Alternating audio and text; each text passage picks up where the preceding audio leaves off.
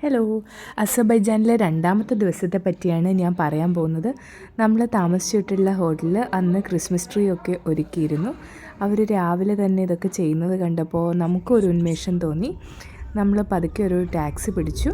അവിടെ ഏറ്റവും നല്ല ഒരു ആപ്പുണ്ട്, ബോൾട്ട്, BOLT. ആ ആപ്പിൽ നിന്ന് ബുക്ക് ചെയ്യുമ്പോഴത്തേക്കും നമുക്ക് അടുത്തടുത്തൊക്കെ ഉള്ള ഡിസ്റ്റൻസ് 5 to 10 കിലോമീറ്റേഴ്സ്, ആ ഒരു ഡിസ്റ്റൻസിൻ്റെ അകത്തൊക്കെ 5 മനാറ്റ്സ് 2 to 5 മനാറ്റ്സ്, അതായത് ഒരു 100 രൂപ മുതൽ 600 രൂപയ്ക്ക് അകത്തായിട്ട് ട്രാവൽ ചെയ്യാനായിട്ട് പറ്റും.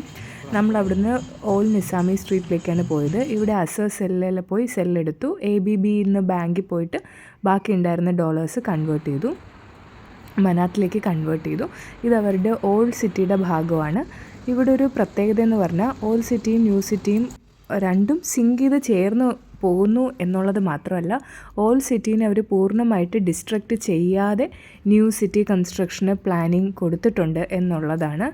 അത് അതിമനോഹരമായൊരു സിറ്റി പ്ലാനിങ്ങിൻ്റെ, പ്രത്യേകിച്ച് ഒരു സ്ട്രക്ചേർഡ് ആയിട്ടുള്ള സിറ്റി പ്ലാനിങ്ങിൻ്റെ ഭാഗമായിട്ട് തോന്നി. ചെറുതായിട്ട് മഴ ഡ്രിസിൽ ചെയ്യുന്നുണ്ട്, പക്ഷേ അതിൻ്റെ ഒരു ഭംഗി മാത്രം കൂട്ടി എന്നല്ലാണ്ട് വലിയ ബുദ്ധിമുട്ടൊന്നും ആ മഴ നമുക്ക് ഉണ്ടാക്കിയില്ല. പിന്നെ ടെമ്പറേച്ചർ അറൗണ്ട് 4 to 8 ഡിഗ്രി ആ ഒരു ലെവലിലായിരുന്നു നിന്നെന്ന് തോന്നുന്നു. എന്തായാലും ഭയങ്കരമായ ടെമ്പറേച്ചർ ഡ്രോപ്പൊന്നും ഉണ്ടായിരുന്നില്ല. ഇവിടെ കുറച്ച് പ്രാവുകളുണ്ട്, അവരെ ഫീഡ് ചെയ്യുന്ന ആൾക്കാരുണ്ട്. ഇനി നമ്മൾ കീ ചെയിൻ, സോവിനിയർ അങ്ങനെയുള്ള ഷോപ്പിൽ മിക്ക ദിവസവും നമ്മൾ ഈ ഷോപ്സ് ഇങ്ങനെ വഴിനീളെ കാണാറുണ്ട്. ഇന്നും അതുപോലെ കണ്ടു. ആദ്യത്തെ ദിവസം നമ്മളൊന്നും മേടിച്ചില്ല, പക്ഷേ രണ്ടാമത്തെ ദിവസം നമുക്ക് മനസ്സിലായി ഇങ്ങനെ മേടിക്കാണ്ട് അടുത്തടുത്ത ഷോപ്പിലേക്ക് നിന്നാൽ ഇത് പിന്നെയും ഇവിടേക്ക് വരണം എന്നില്ല എന്നുള്ളത് കൊണ്ട് നമ്മൾ മേടിച്ചു. രണ്ടാമത്തെ ദിവസമാണ് നമ്മളൊന്നും കൂടെയൊക്കെ എല്ലായിടത്തും ഒന്ന് കറങ്ങിയിട്ട് എന്നിട്ട് അവസാനം പഴയ സ്ഥലത്ത് തന്നെ വന്നിട്ട് മേടിക്കുകയാണ് ഉണ്ടായത്. അവിടെയാണ് കുറച്ചുകൂടി കോസ്റ്റ് ഇഫക്റ്റീവായിട്ട് തോന്നിയത്. ഇനി നമ്മൾ കാർപ്പറ്റ് മ്യൂസിയത്തിലേക്കാണ് പോകുന്നത്. ഇത് വഴിയിൽ ഇങ്ങനെ ഫ്രീ ആയിട്ട് ഫുഡൊക്കെ വെച്ചിട്ടുണ്ട്. നല്ല പ്രൈസായിട്ടുണ്ടായിരുന്നു ടിക്കറ്റിന്. ഒരാൾക്ക് 1000 അതോ 1500 അങ്ങനെ എന്തോ രീതിയിലായിരുന്നു പ്രൈസ്. എൻ്റെ ഓർമ്മ ശരിയാണെങ്കിൽ ഒരാൾക്ക് 1000 അതോ 2 പേർക്ക് കൂടി 2000 അങ്ങനെ എന്തോ ആണെന്ന് തോന്നുന്നു. അതോ 2 പേർക്ക് കൂടി 3000 അങ്ങനെ എന്തോ നല്ല രീതിയിൽ പ്രൈസായി.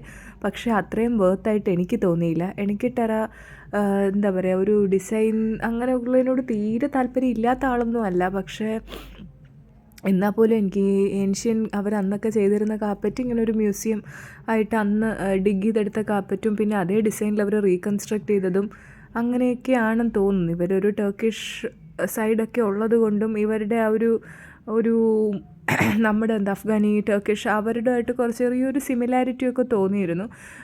ആ കാർപ്പറ്റ് മ്യൂസിയത്തിലെ ആളുകളും വളരെ കുറവായിരുന്നു. രാത്രിയായി. പിന്നെ ഈ കാർപ്പറ്റ് മ്യൂസിയത്തിൻ്റെ ഒരു ഭംഗിയെന്ന് വെച്ചാൽ അത് വെളിയിൽ ആ സ്ട്രക്ചർ ഒരു കുഴൽ പോലെയാണ് ഇരിക്കുന്നത്. ഒരു കാർപ്പറ്റിനെ ചുരുട്ടി വെച്ച പോലെയാണ് അത് വെളിയിൽ നിന്ന് നോക്കുമ്പോൾ. ആ നീളത്തിന് അതിൻ്റെ അകത്ത് നമുക്ക് നടന്നു പോകാം. ആ ഒരു ആർക്കിടെക്ചർ ഇഷ്ടമായി. പക്ഷെ നമുക്ക് ലോങ് വ്യൂ ഫോട്ടോ എടുക്കാനായിട്ട് എനിക്ക് പറ്റിയില്ല. ഇത് കാസ്പിയൻ സീന്ന് വളരെ അടുത്താണ്. അപ്പോൾ രാത്രി നമ്മൾ ഇറങ്ങിയപ്പോഴേക്കും കണ്ടു ഫ്ലെയിം ടവറൊക്കെ കാണാൻ പറ്റുന്നു. രാത്രി ഇറങ്ങിയപ്പോൾ കുറച്ച് നേരെ ഇരുട്ടിയിട്ടുണ്ട്, പക്ഷേ 7 മണി 7:30 ആ ഒരു സമയമായിട്ടേ ഉള്ളൂ. ഇനി നമ്മൾ എന്തെങ്കിലും കഴിക്കാൻ വേണ്ടി കുറച്ച് കഴിയുമ്പോൾ ഒരു മോളിൽ പോവും. ആ ഒരു ഡെന്നിസ് മോളാണ് ആ ഒരു ലോട്ടസ് ഷേപ്പിൽ കാണുന്നത്. ഡെന്നിസ് മോൾ അവിടുത്തെ ഒരു നോർമലി നമ്മുടെ ഇവിടുത്തെ പോലുള്ളൊരു മോളാണ്. അത് കഴിഞ്ഞിട്ട് നമ്മൾ ബാക്കു ഐയിലേക്ക് പോവുകയാണ്.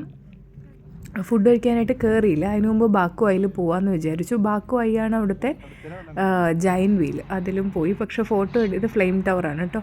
ഫോട്ടോ എടുക്കാനായിട്ട് എനിക്ക് ബാക്കു ഐൻ്റെ കയറി ഇരുന്നിട്ട് ഫോട്ടോ എടുക്കാനായിട്ട് എനിക്ക് പേടിയായിരുന്നു, ഇനി ഫോൺ താഴെ വീഴും. അത് മാത്രമല്ല നല്ല തണുപ്പായിരുന്നു. ഒരു തണുപ്പത്ത് രാത്രി ജയൻറ്റ് വീലിൽ കയറുക എന്നൊക്കെ പറയുന്നത് ചെറുതായിട്ട് ചിൽസ് ഉണ്ടാക്കുന്ന ഒരു അനുഭവമായിരുന്നു. അതുകൊണ്ട് എനിക്ക് അപ്പോൾ വീഡിയോ ഓണാക്കാനുള്ള ധൈര്യം ഒന്നും ഉണ്ടായില്ല. കാരണം അതിൻ്റെ എല്ലാം ക്ലോസ്ഡ് ആയിരുന്നു. പക്ഷേ എന്നിട്ട് ലാസ്റ്റ് നമ്മൾ ഡെന്നിസ് മോളിൽ ഫുഡ് കഴിക്കാൻ പോവാണ്.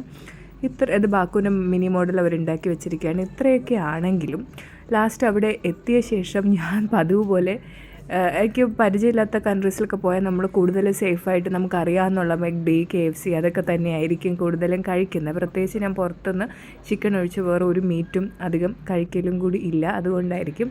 ക്രിസ്മസിനെ വെൽക്കം ചെയ്യാനായിട്ട് ഒത്തിരി അധികം സെലിബ്രേഷൻസ് ഒക്കെ ഉണ്ടായിരുന്നു. ഇത്രയേ ഉള്ളൂ. അപ്പോൾ ഇന്നത്തെ ദിവസം ഇതെല്ലാം കഴിഞ്ഞ് തിരിച്ച് നമ്മുടെ ഹോട്ടലിലേക്ക് പോകാൻ വേണ്ടി ഒരു ബോൾട്ട് പിടിക്കാനായിട്ട് നടക്കുവാണ്. ബോൾട്ട് ബുക്ക് ചെയ്തു. ഇത് ഹൈലാൻഡ് പാർക്കിൽ നിന്ന് ഇറങ്ങി വരുന്ന വഴിയാണ്. നമ്മൾ ഇന്ന് ഹൈലാൻഡ് പാർക്കിൽ പോകുന്നില്ല, നാളെയാണ് പോകുന്നത്. നമുക്ക് കറക്റ്റ് 8:30 ആയപ്പോൾ തന്നെ സിറ്റി ക്ലോസ് ആയി കേട്ടോ, രാത്രി ആയിട്ട്. ബൈ.